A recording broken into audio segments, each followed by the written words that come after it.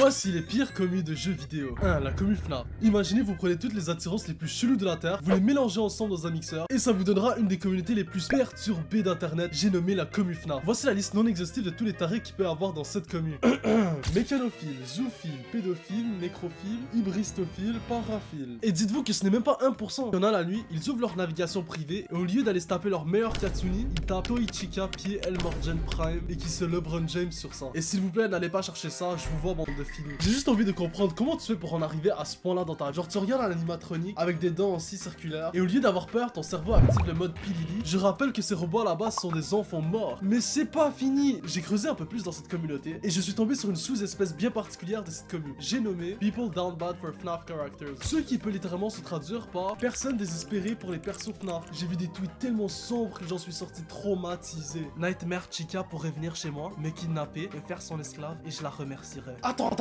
Tu veux que ce monstre te kidnappe? Nah, sérieusement, la commu FNAF, allez voir un psy. 2. La commu Sonic. Vous l'avez entendu, fallait que j'en parle. Déjà, soyons honnêtes, mettre des animaux anthropomorphiques pour un jeu vidéo pour enfants, ce n'est jamais une bonne idée. Surtout quand tu connais la règle 34. Est-ce que vous savez c'est quoi la règle 34? Non, je vais pas le dire parce qu'il y a des mineurs, et c'est haram. À partir du moment qu'il y a des animaux humanisés, tu sais que ça va attirer une certaine communauté. La commu des Furies. Oui, on va encore parler d'eux. Non mais regardez juste le dernier message qu'un Fury m'a envoyé par mail. Espèce de fils de pute. Si tu continues à mal parler des Furies, on va te retrouver et détruire toute ta vie. Frérot, tu crois que j'ai peur de toi? Ton fantasme c'est littéralement d'être déguisé en chat mignon. Donc essaye même pas de m'intimider, ça va pas marcher. Bref, passons, on est là pour parler de la commu Sonic. Elle est réputée pour avoir un niveau de fanfiction mais stratosphérique. Même les enfers, ils ont pas la formation pour les gérer. Je vous mets au défi de me trouver une fanfiction Sonic normale. C'est impossible. Une fois petit, j'ai eu la malchance de tomber sur une, et j'ai appris plus de choses sur la reproduction animale que pendant toute ma scolarité. Comment la commu Sonic elle fait pour être autant calée en biologie? On dirait il y en a certains, ils ont fait un master dans ce domaine. Moi je pense à mon avis, ils ont regardé juste trop de vidéos. Et les artistes Sonic, pourquoi à chaque fois qu'il y a un nouveau perso, vous vous sentez obligé de dessiner un fanart chelou de celui-ci? Genre les mecs ils voient un hérisson bleu en basket, et leur premier réflexe, je vais lui rajouter une bille. Pourquoi? C'est aussi une des communes les plus toxiques de tous les temps. Tu oses critiquer ne serait-ce qu'un seul jeu Sonic, et c'en est fini pour toi. T'as des mecs qui vont traquer ton adresse IP, vont hacker la NASA, et ils vont t'envoyer un missile sur ta maison. La commu Sonic, juste apprenez à doser. Est-ce que vous savez ce qui me traumatise encore plus que la commu Sonic? C'est le fait de voir qu'il y a certaines personnes qui ne sont pas abonnées à la chaîne. Eh, t'as cliqué, t'as rigolé, je t'ai diverti, donc abonne-toi.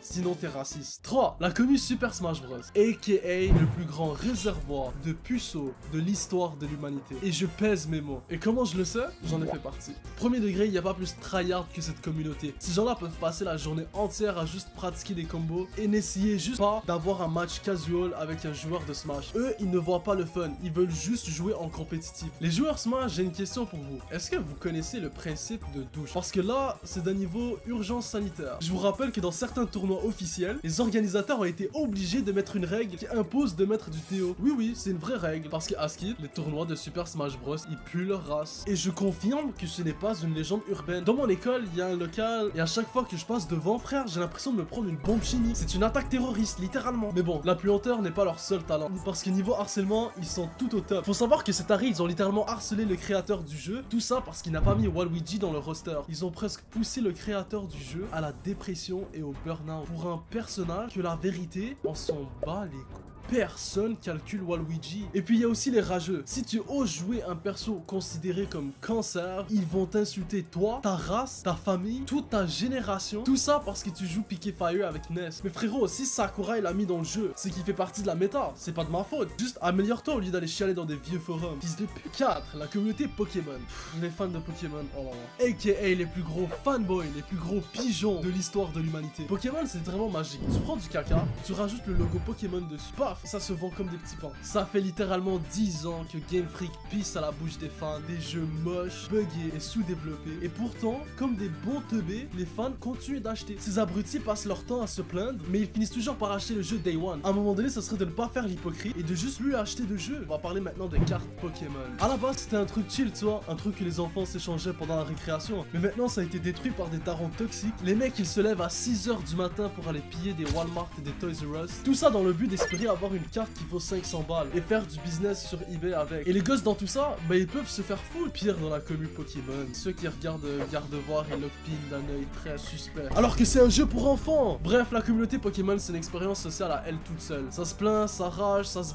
mais ça finit toujours par acheter et Game Freak se met un max de moula là-dessus. Mais s'il vous plaît, arrêtez d'acheter des jeux à fucking 100$ qui ressemblent à des jeux GameCube. 5. La communauté League of Legends. Ah, League of Legends, un enfer tellement profond que même Satan a désinstallé le jeu. Et le pire, c'est que c'est addictif. Mais pas une petite addiction mignonne, non, la vraie, la sale, celle qui te fait te réveiller à 6h du matin, avec les yeux rouges, injectés de sang, à tryhard les games, alors que ton cerveau il est là en train de te supplier d'arrêter, parce que t'as école dans 30 minutes. À chaque fois, tu te dis juste une game de plus. Et après, ça finit par manquer le bus et ça se fait défoncer par sa daronne. Ce jeu est littéralement une prison psychologique. Si tu gagnes une game, le jeu va te mettre contre une équipe de tryhard juste après. Et si tu perds une game, bah tu te dis, allez, je peux pas finir sur une défaite. Est-ce que tu penses vraiment que c'est un hasard? Ils ont créé un mécanisme exprès pour que tu restes le plus longtemps sur leur jeu. Et la communauté League of Legends est composée des plus mauvais perdants que je n'ai jamais vu dans un jeu en ligne. Ils n'assument jamais. C'est la faute de tout l'univers sauf d'eux. Et c'est la faute du gouvernement, des reptiliens. Et on s'en bat les couilles, frère. League of Legends, ce n'est pas un jeu, c'est littéralement un enfer digital. Une sorte de relation toxique à laquelle tu ne peux pas échapper. Alors écoute-moi bien,